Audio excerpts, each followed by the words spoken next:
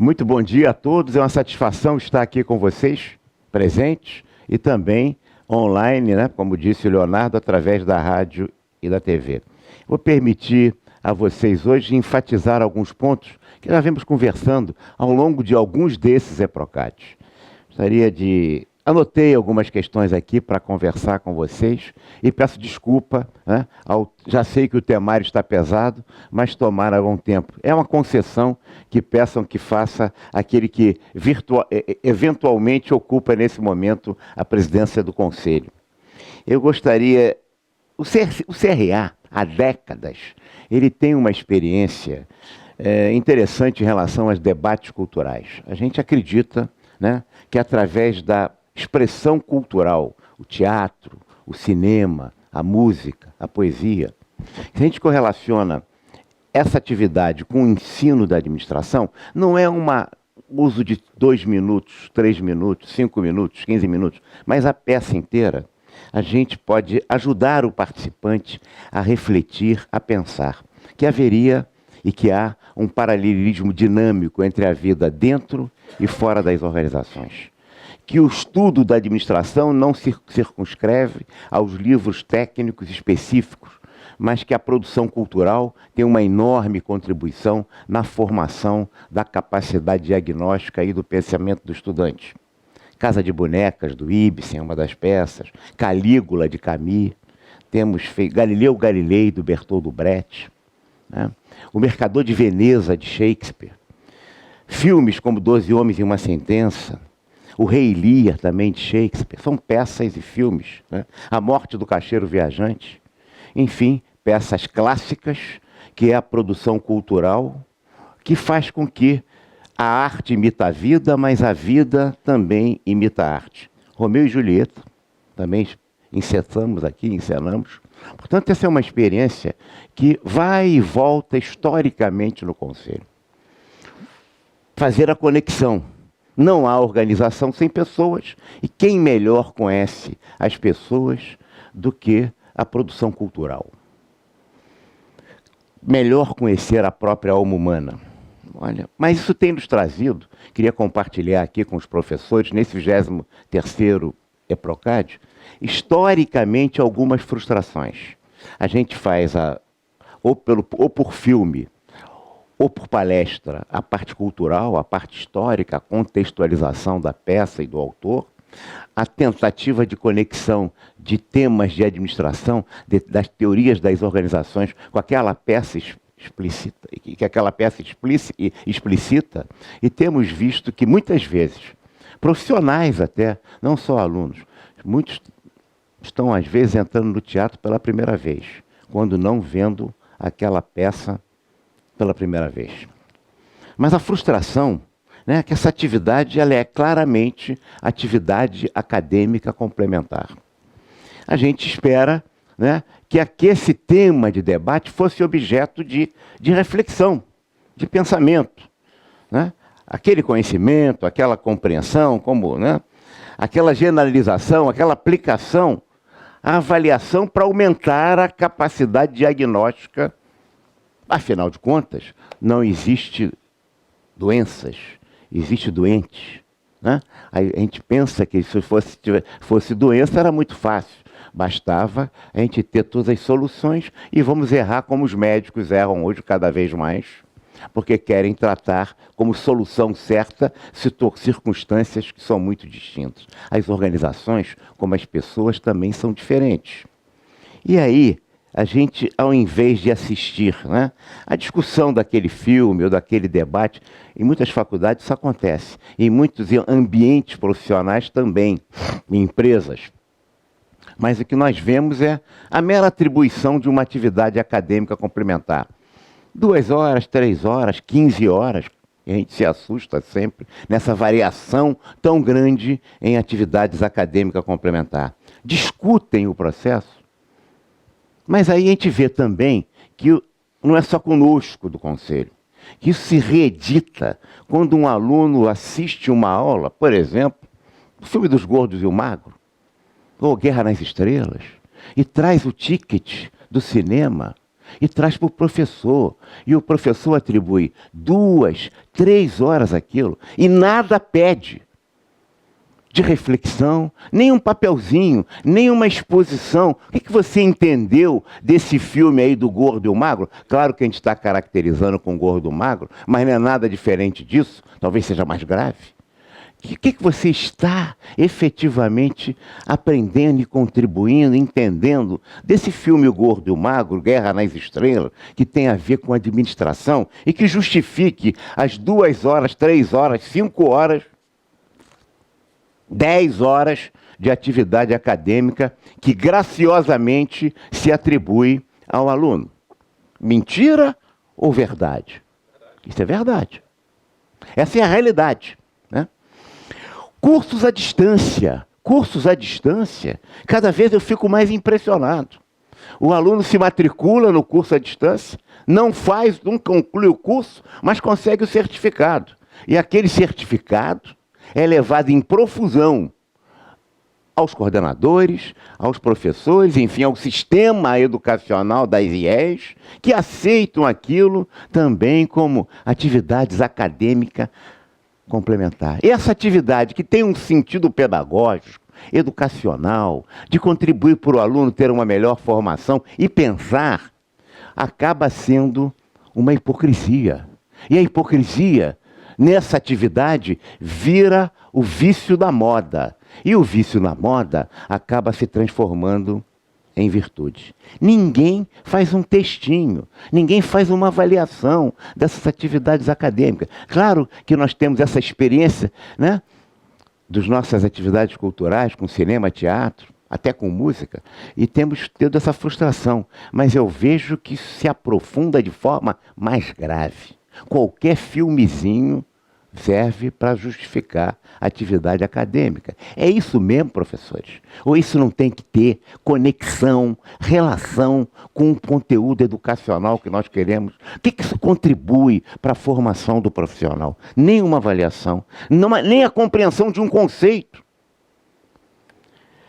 A discussão das grandes teorias, né? A aplicação de novas práticas.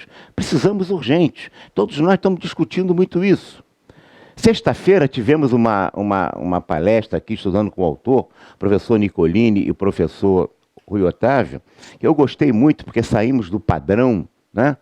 Colocamos uma questão fundamental, está na rádio, na TV, para aqueles que não puderam assistir pela TV e rádio, mas já está na nossa TV, na galeria de vídeos. Quem clicar lá vai ver a palestra do Nicolini e do Rui Otávio, com mais 6 professores que constituíram uma experiência muito, muito rica na Unigran Rio em relação aos estudos da questão do processo de aprendizagem. Precisamos dar vulto e dimensão a essa importante experiência da Unigran Rio, né? De 8 professores, como disse, capitaneados pelos colegas, todos administradores, fazendo uma questão importante. É um primeiro passo. Um passo importante. Mas, na realidade, a gente sabe que isso é fundamental. Mas, na realidade, o que eu gostaria de trazer mais aqui hoje é o sentido da realidade que a gente vive. Do tiquezinho do cinema, que vale como atividade cultural, sem nenhuma reflexão sobre isso, sobre nada. A gente aceita isso, como aceita, a gente está, em verdade, legitimando e dando foro de verdade a um processo equivocado. Aqui é preciso mapear as necessárias mudanças na graduação do administrador a partir de uma análise de órgãos de classe. Falo aqui, quem lhe fala aqui, não é um antigo professor que há muito está fora da militância do cotidiano da sala de aula do magistério, mas nunca esteve fora, como não estou, na área de educação, preocupado com essa questão, em diversas instâncias, Conselho Estadual de Educação, aqui, olha, aqui quem lhes fala é o dirigente de uma instituição de classe. E vou voltar a um velho termo, 3.000 horas do curso de administração. Se a gente pegar a atividade acadêmica complementar, a gente vai ter de 90 a 300 horas, varia por aí. Vamos, para efeito de raciocínio, considerar 300 horas. Se a gente tem 3.000 horas, atividades acadêmicas complementar, com esse viés que nós estamos colocando aqui, nós podemos dizer que já não temos 3.000, temos 2.700 horas. Aí a gente fala do estágio. E o estágio nas 3.000 horas. 10%. Quando a gente fala 10%, os 2.700 de 3.000 já se transformam em 2.400. E o curso já não é mais de 3.000 horas, mais de 2.400. Aí a gente está falando, né, na carga horária que era de 60 minutos, e eu ainda defendo isso, mas por efeitos, né, didático-pedagógico, mas no fundo, para não dar aumento para o professor, se reduziu a carga do professor da hora, e não deu aumento para o professor, e quem perdeu foi o aluno. 60 minutos viraram 50, 45, 40, em 3.000 horas são 400 minutos. 400 minutos, 2.400 horas já viraram 2.000 horas. E o curso de 3.000 horas já tem 2.000 horas na formação do administrador. E aí, as atividades complementares, atividades de campo, de monografia, de pesquisa, fora do trabalho, podemos estimar perfeitamente 200 horas. E aí a gente vai chegar a um total do curso de administração de 3.000 horas, de 1.800 horas. Então, por mais que nós discutamos, debatemos, consideramos a realidade, se essas atividades extra-sala não se consolidarem num processo convergente de ensino, não adianta a gente ficar discutindo teoria A, teoria B. Porque, na realidade, o que o aluno de administração precisa é de aula, porque de aula é que ele não tem. E nós não estamos falando tudo, porque as aulas noturnas, que acabam antes, qual é a aula que tem que terminar às 10h30, que não termina às 9h e às 9h30, hein? Tem exceções? Há exceções? Há, mas isso não é a realidade do Brasil, do Rio de Janeiro, da cidade do Rio de Janeiro, do interior do estado. Nas 2.100, quais são as exceções? Quantas? As aulas não começam na hora, nunca, e não terminam na hora, nunca. Então nós temos muito menos aulas, e se quantificar isso por pesquisa, esses 1.800 horas de aula vão cair dramaticamente a menos ainda. Mas não para não. E tem mais, né? Bem, cada vez mais parcela dos cursos presenciais vão para os cursos, vão se virando à distância. Há um boato aí, alguém me disse, né, igualzinho àquela música, alguém me disse, né, que já está circulando no MEC a possibilidade dos cursos de graduação em administração presenciais terem um tempo de 40% da carga horária ser tudo a ensino à distância. Eu não estou defendendo contra nem a favor a ensino à distância. Sei que isso é uma bela polêmica e controvérsia. Nós acreditamos muito em ensino à distância, claro. Mas é isso, o curso é presencial ou vai se transformar o presencial em administração em semipresencial? A questão não é só técnica, a questão é política. A questão não é só educacional, a questão é política. A questão não é só, efetivamente, de nós discutirmos as tecnicalidades da educação ou as filosofias, que são importantes. Mas falta aula. Bem, é muito pouco, meus amigos. Então, estou em 1.800, mas a gente vai chegar a 1.500. Vai chegar a menos. Se considerar o Billy Night, as aulas que começam mais tarde e que terminam mais cedo. Então, é a velha pedagogia do oprimido. Do Paulo Freire? Não. É a pedagogia da planilha. A pedagogia da planilha se sobrepõe aos resultados acadêmicos, aos resultados pedagógicos.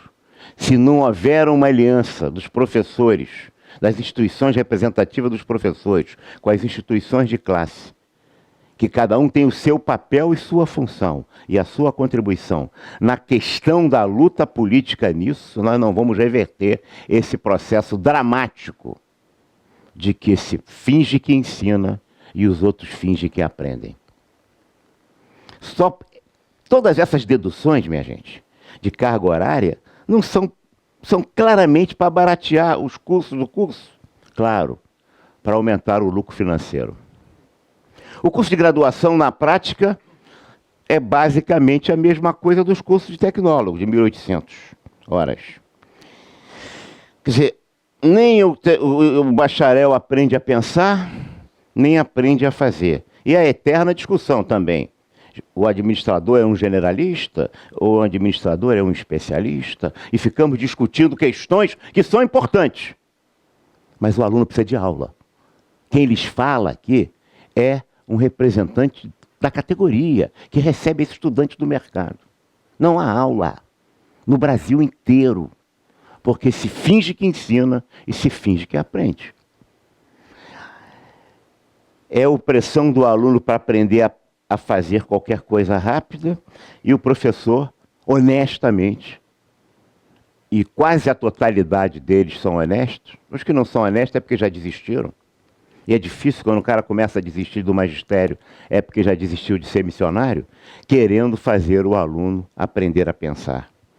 Ele acaba nem aprende a fazer, nem aprende a pensar. Gente, hoje, o diagnóstico que é ineslutável é que a formação do administrador no Brasil, se não mudar radicalmente a curto prazo, ele nada mais é do que um engodo, um esbulho, um conto do vigário, um jogo do faz de conta. Estou falando da grande maioria e estou falando para vocês que atuam nesse mercado. E é duro dizer isso. Não pense que é fácil para mim também, não. Mas alguém precisa dizer.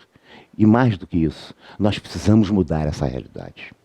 Os alunos pagam um preço com a má formação profissional, com o desemprego, com a precarização do emprego cada vez mais, com a baixa empregabilidade que eles têm, com a frustração e com a decepção, com o despreparo para o mercado, que é lugar comum.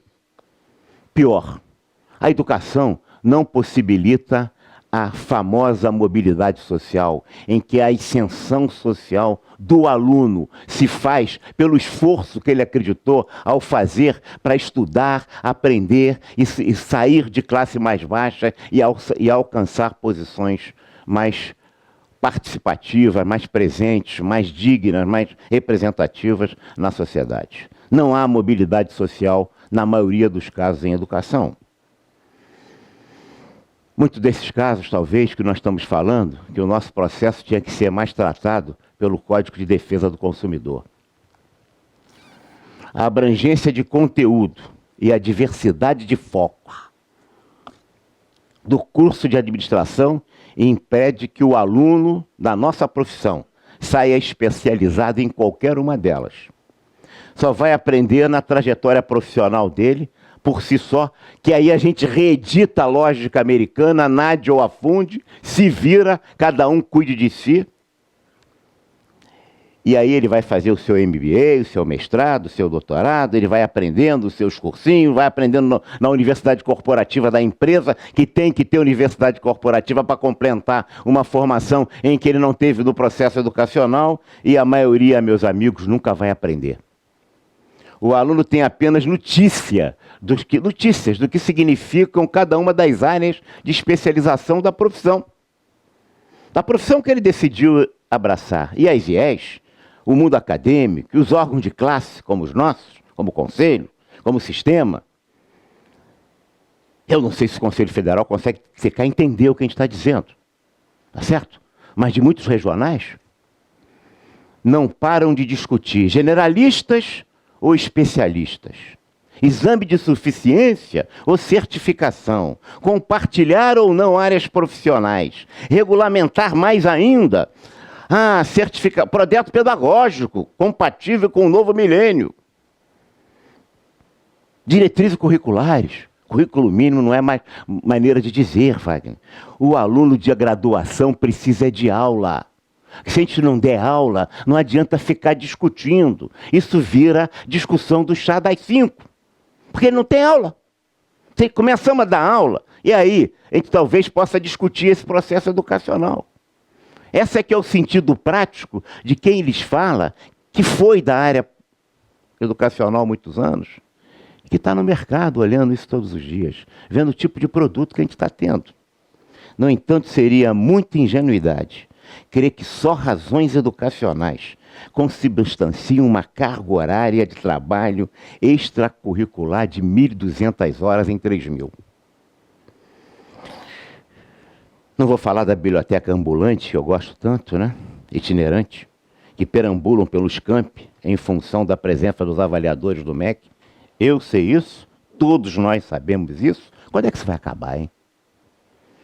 Do MEC, que tem livros que tem que ter, sabia, César? Livros do MEC, eles só aprovam se tiver menos de 5 anos. Então é uma verdadeira Torquemadas. Eles queimaram a biblioteca de Alexandria. Isto está vinculado, né? Se não se contraria o Corão, não serve. Se já fala o que o Corão fala, também não serve. Então queima tudo.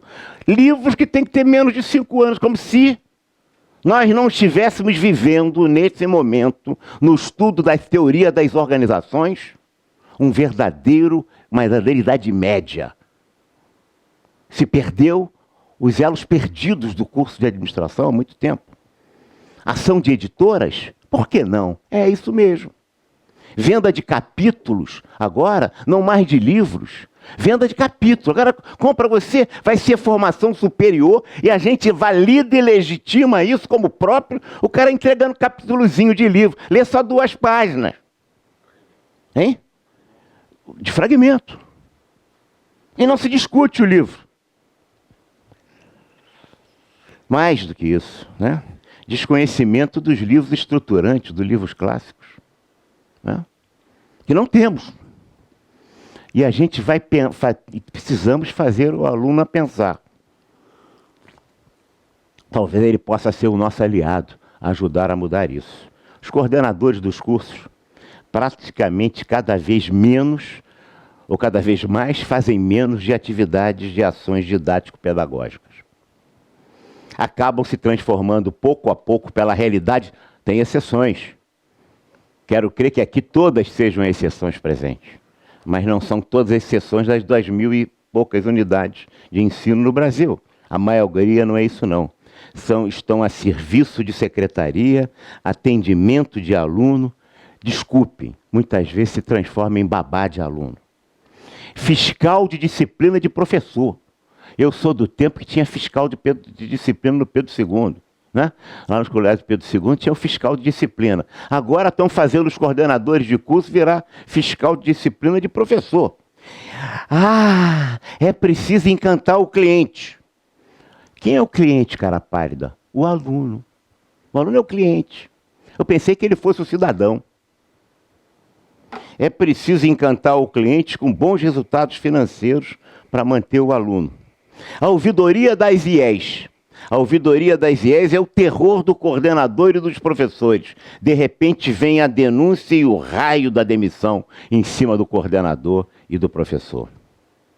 O que o Conselho Federal, o sindicato, o sistema CFA, CRAs, os sindicatos da profissão, junto com as instituições, enquanto a Angrade representar as IES e não os professores, como é que a Angrade vai ser um legítimo representante do interesse reais dos alunos para mudar o processo de educação? A lógica que sustenta a Angrade é a lógica de representação dos donos das supermercados de ensino.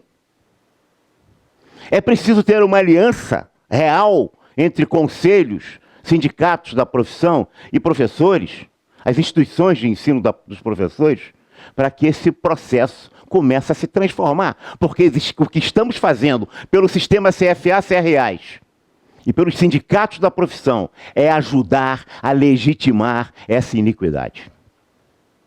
Essa aqui é a verdade. Mas não vamos falar, né? É claro que educar começa a ficar sinônimo de faturar. E a prevalência do financeiro contamina cada vez mais a qualidade do ensino. Há exceções, claro, eu sei. Não muitas. Não muitas. Vamos convir também. E o saldão das transferências, hein? os saldões das transferências, nós que estamos afastados, sabe, César, dessa questão, o mercado de ensino superior no Brasil é uma luta concorrencial sem quartel. É um verdadeiro faroeste. É um verdadeiro faroeste educacional. Vale tudo para fisgar o aluno. O aluno cliente ou o aluno cidadão? É o aluno cliente mesmo. Promoção especial do valor, a gente vê todo dia, promoção especial do valor da mensalidade. E como num faroeste, matando o outro para poder sobreviver. O aluno transfere-se em busca de preços mais baratos da mensalidade, não pelas melhores oportunidades educacionais. E as avaliações do MEC, nossa INAD aí, 22 de novembro, né? São preferencialmente utilizadas, mais como chamadas mercadológicas, atrativos de venda, de matrícula, do que como grau de respeitabilidade acadêmica. De respeitabilidade acadêmica, os resultados do ENAD não têm nada. Eles se valem, principalmente para as faculdades que têm muito, há exceções. Não estou generalizando o que seria, né, intelectualmente desonesto, mas a regra é essa. Se usa os resultados do ENAD para atrair em grandes anúncios, assim, foi o 4 do ENAD, vem para a nossa turma, vem para a nossa faculdade. E aí as mais bem avaliadas também são useiras e vezeiras em oferecer o saldão da promoção, das transferências. E é verdade, quando a gente vai ver as faculdades 4, 5 e 3, a gente vai ver que estatisticamente, o Nicolino estava me ensinando aqui, até que as diferenças não são tão grandes. São quase a mesma coisa. O esquentamento dos diplomas, hein? Se a gente não tocar nisso, gente, e cobrar do sistema CFA, CRA, cobrar dos sindicatos da profissão, das federações que nada dizem, nada fazem, do movimento sindical da profissão. Se a gente não cobrar da Angrade, que faz os seus eventos importantes, como se tudo fosse apenas a academia, e que não tivesse todo com base nesse sistema, sustentando tudo isso, toda uma lógica política de desapreço por aquele que, ao fim e ao cabo, é o mais importante, que é o estudante. Ninguém quer perder receita, ninguém quer perder aluno. E aí, aceitam-se transferências, né, sem qualquer análise mais séria, acurada da documentação. Se diz que faz muito análise, mas o que se esquenta de diploma para lá ou para cá é um horror. Abatem disciplina, a maneira como a gente abate disciplina de carga horárias e disciplina de outros lugares para outros é um negócio muito sério. Bom, eu posso dizer isso porque há anos o conselho pega diplomas falsos. Agora eu estou vendo alguns conselhos regionais de administração faz uma divulgação, a gente pega quase todo dia aqui isso. Diploma falso no conselho do Rio de Janeiro é quase todo dia. É um horror. A gente manda para a Polícia Federal, não tem conversa. Tem especialistas aqui só para ver. Todo quadro. E o cara pega faz uma festa. Imagina o que não deve estar por aí. Projeto pedagógico. Ctrl+C, Ctrl+V. Cópia, em verdade, na maioria das coisas. Né? É uma verdadeira linha de montagem, mas a gente está em pedir. Fazemos a redução sociológica, a realidade em que o campus, né, está se aplicando. Fazemos a análise do mercado local. O professor barriga de aluguel? Quadro móvel, né? Também temos, ou não temos? Emprestam. O problema é que esse tipo de gente acaba gerando possibilidade de a gente poder dizer o que a gente está dizendo aqui, quando a maioria das pessoas, a maioria dos professores se dedicam no anonimato a construir, a melhorar o aluno, se dão e se entregam e se doam à formação de pessoas mais dignas, mais corretas, cidadãos bem formados. Por isso que essa questão política precisa ser enfrentada por todos nós. E é por isso que a gente está colocando esse desafio e essa questão. Né? Professores que emprestam nome, mas não dão aula. Que aparecem na relação dos docentes, mas nem sabem onde fica a unidade da IES em que ele está arrolado. Muitos viram PhD deuses, jamais são vistos como Deus. Né? E as pesquisas inexpressivas na área de ciências sociais e humanas. Somos o maior contingente de alunos, mas ninguém fala da nossa inexpressividade nas pesquisas no CAPES. O ensino, pesquisa e extensão no Brasil, em administração, é apenas uma vocalização em geral. A vocalização de um desejo, não é o concreto de uma realidade, que a gente precisa transformar em realidade. Isso contribui para o apagão. Todo mundo ávido pelo currículo Lattes, é verdade. A gente dá uma palestrinha, está todo mundo correndo por currículo Lattes. Mas as pesquisas realmente não fazemos. Bem, quando estudantes de mestrado e de doutorado escrevam livros para os PhDs. Muitas vezes. Todos nós sabemos. Eu posso dizer isso, vocês não podem, mas a gente sabe que isso acontece. Né? Não é de hoje. Mas essa cultura brasileira precisa ser rompida e criticada, precisa ser dito. E nós precisamos mudar esse status quo juntos. Isso não é projeto de uma pessoa, de 2 ou de 10. Isso tem que ser uma ideia dominante na grande maioria das pessoas dignas e decentes e que se dedicam e se doam cotidianamente ao ensino de administração no Brasil. O papel do MEC.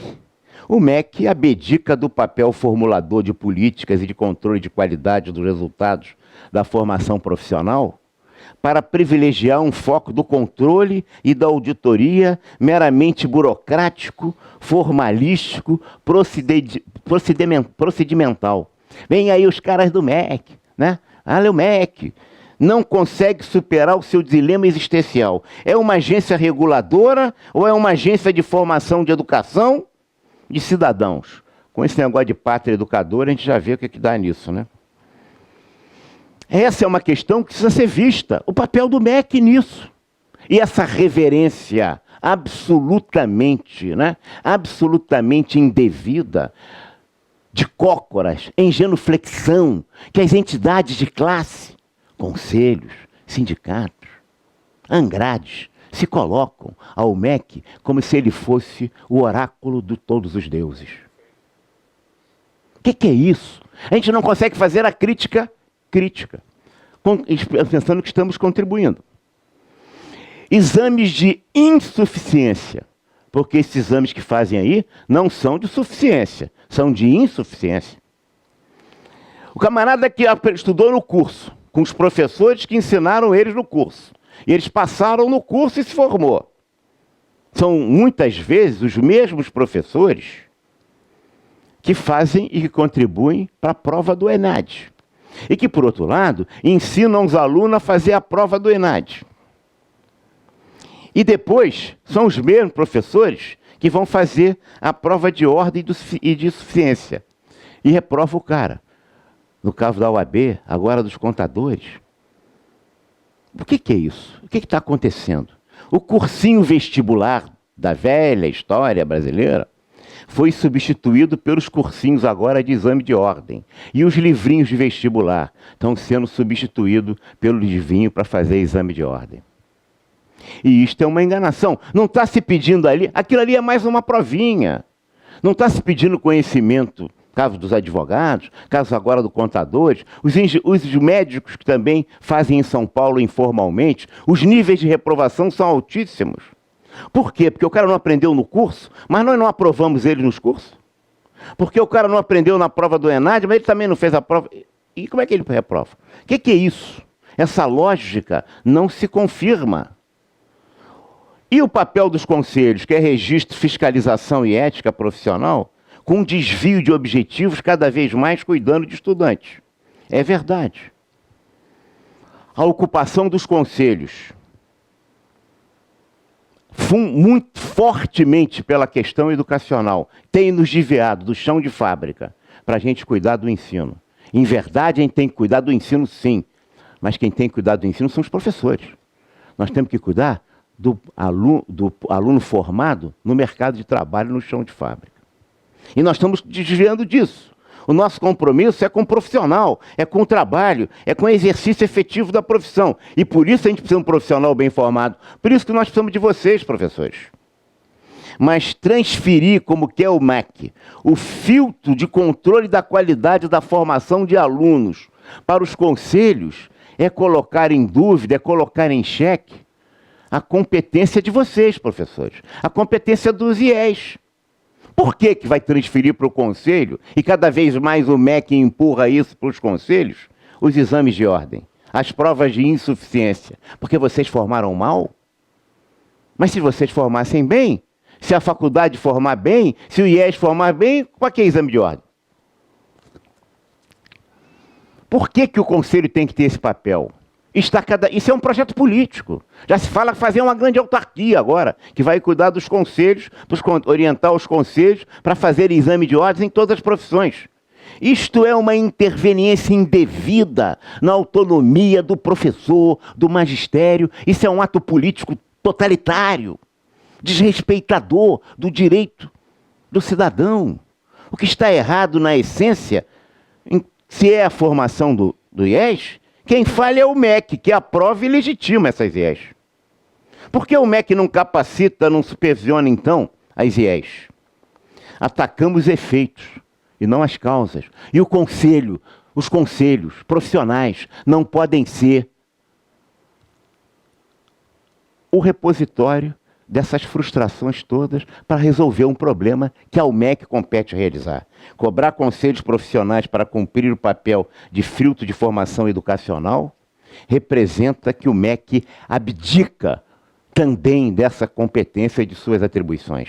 Os conselhos não são apêndices, não são sucursais, não são ajustadores institucionais, não são filtros para suprir e corrigir as deficiências flagrantes do MEC em cumprir o seu papel. Mas ninguém quer bater politicamente duro no MEC.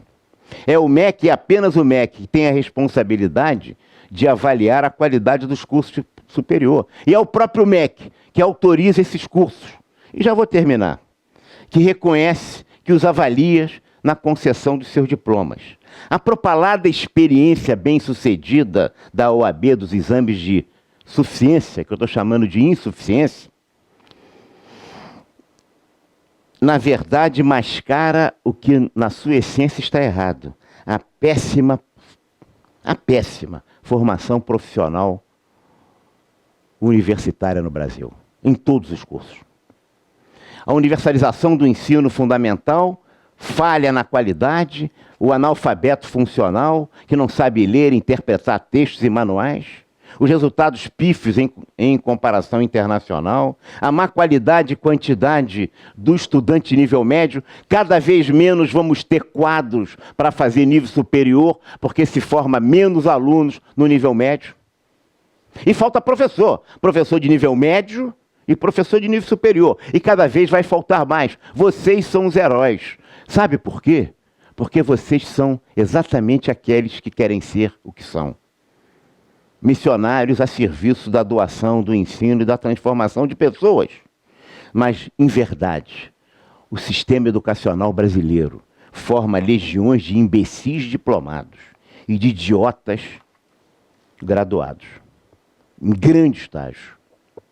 É duro que estou dizendo isso, mas é com as palavras duras que a gente precisa acordar pela realidade. Talvez possamos reduzir um pouco a força que eu estou fazendo, para, na força do que eu estou falando, a gente colocar muito mais conteúdo, porque a situação talvez seja mais grave ainda do que eu estou dizendo. Acho que o modelo da OAB já se reproduziu na contabilidade, na medicina, daqui a pouco vão para as outras profissões. E aí continuamos com um péssimo curso fundamental, ainda pior ainda curso médio, em que a graduação tenta recuperar o que não se aprendeu no primeiro e no segundo graus, no nível médio, e a pós-graduação livre, o estrito sensu, o mestrado e o doutorado, tenta fazer o que a graduação não conseguiu. Bem, não vou falar das MBAs, das universidades públicas, em que os cursos são muito caros e muito bem pagos. É verdade, os mestres e doutores dão aula lá nesses cursos, o que não fazem normalmente nos cursos de graduação.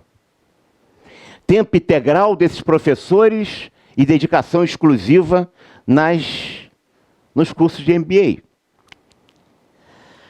Mas remuneração privada em verdade, com acumulação disfarçada. Descompasso entre o MEC e o mercado. E aí o estímulo que o MEC faz a essa verdadeira concentração, essa fusão de IES uma com o outro, em que esse faroeste concorrencial cada vez mais se realiza. A gente vai concentrando cada vez mais, esquecendo que pequenas unidades educacionais podem estar fazendo um serviço, uma construção de cidadãos importantes, que não precisa ser só os grandes centros, como a lógica de um sistema que cada vez mais leva à exacerbação do capitalismo. Nunca se viu tão jacobino, tão girondino, melhor dizendo, do que um governo jacobino no poder, né? Nunca se viu tão à direita um governo que se declara tão à esquerda.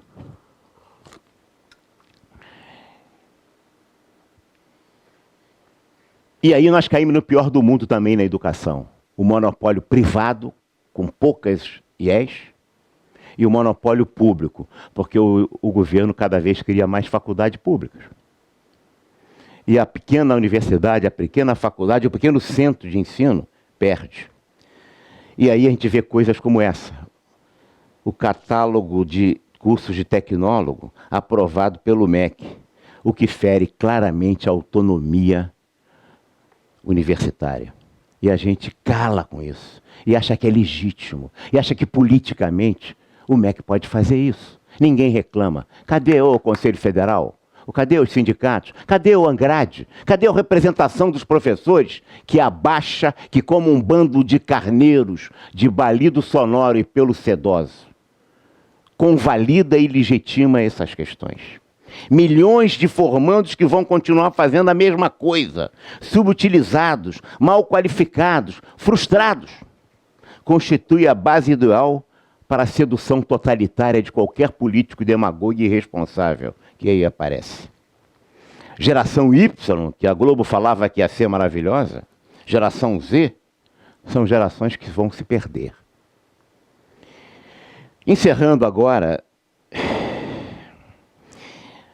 me dediquei esse fim de semana a ler um pouco de novo, a reler um pouco sobre Max Weber, estava falando isso ontem no plenário do Conselho, e vi lá uma expressão interessante de Max Weber, que nos diz assim, a ciência como vocação, né? E ele dizia assim, Universidade de Munique, 1917, a sala de aula jamais deveria abrigar o profeta ou o demagogo. Olha, Max Weber tinha razão e tem razão hoje, né? A ciência persegue um tipo de neutralidade quanto à oferta do sentido da aprendizagem. O sentido pertence ao indivíduo, pertence ao aluno em última instância como cidadão. O professor, gente, não pode usar a sua posição de poder em sala de aula para impor a sua visão de mundo aos alunos.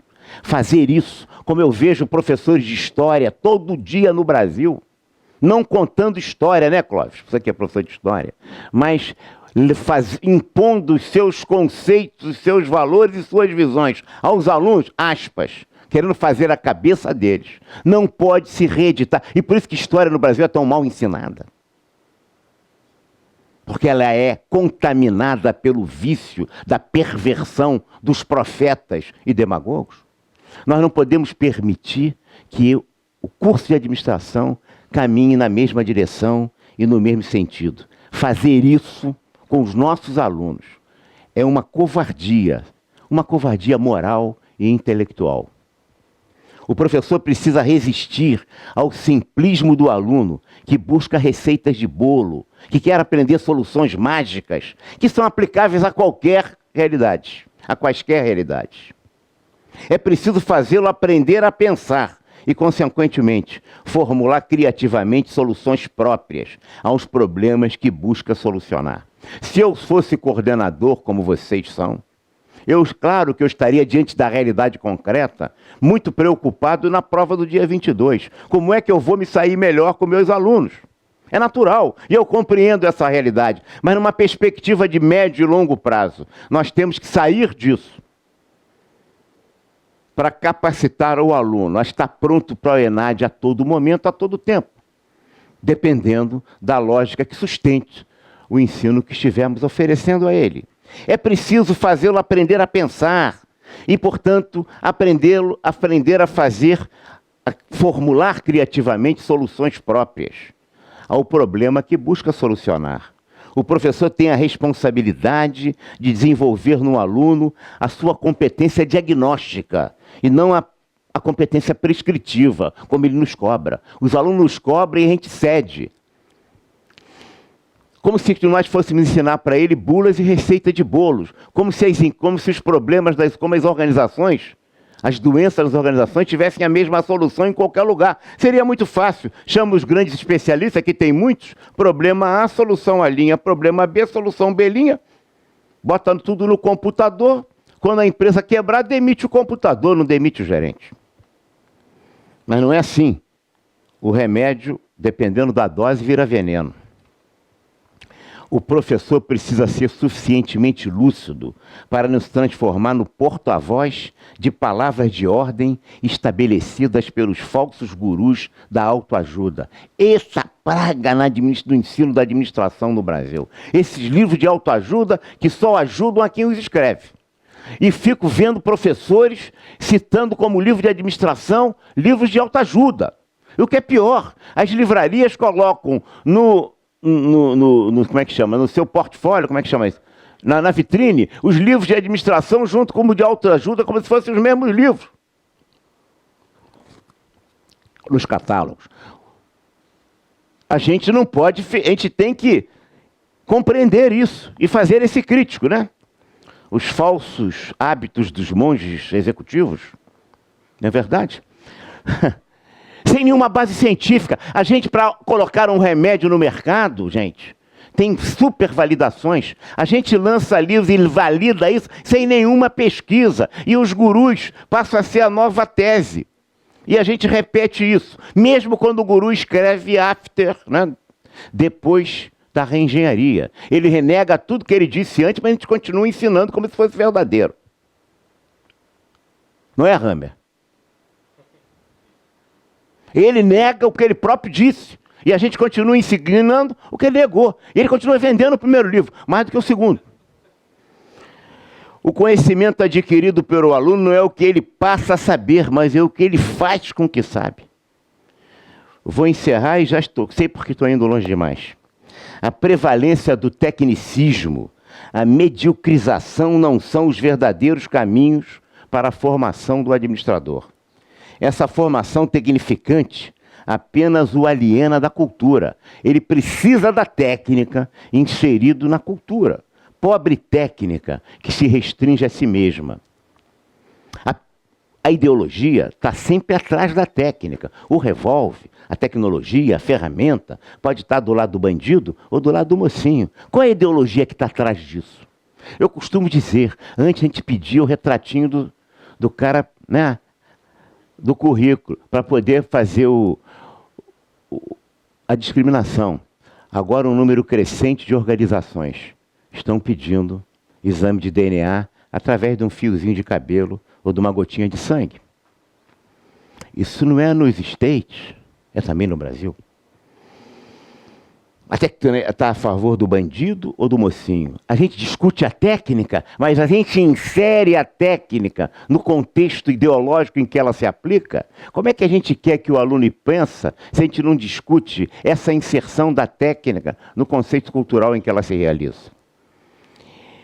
Meus amigos, pior do que o político demagogo e irresponsável. Olha que o Brasil está numa quadra, numa fase, certamente da pior das suas... Né? A gente pensava que não podia piorar, mas piorou e está piorando. Uma coisa séria. Mas pior do que o político demagogo e irresponsável é o técnico puro.